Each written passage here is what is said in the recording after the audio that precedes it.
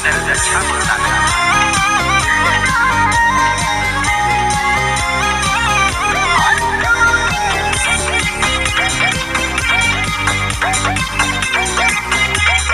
गाने का नाम है सरसों के दिल बदम। गाना शानदार है, लाजवाब। इस गाने की जो सिंगर है खेसारी लाल यादव और शिल्पी राज, दोनों मिलकर आवाज डाले हैं। बिल्कुल गजब के गाना है दोस्तों। इस गाने की जो रिलिक्स लिखे, जो गाने का जो राइटर है कृष्णा बेदर्दी, जो कमाल का रिलिक्स है गाना का लाइन है, सुनो तो।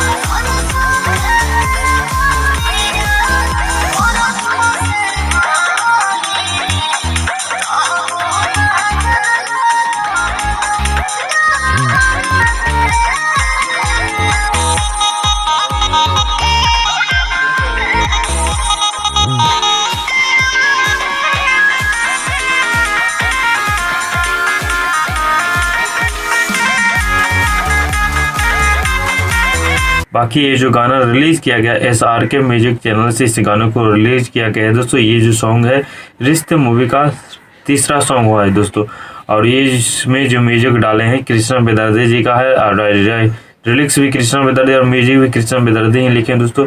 इस गाने में जो एक्ट्रेस जो हीरोइन है आकांक्षा पुरी, जो धर के हिला दे, गाना में काफी अच्छा परफॉर्मेंस देखने को मिला है, काफी अच्छा लुक देखने को मिला है। देखो तो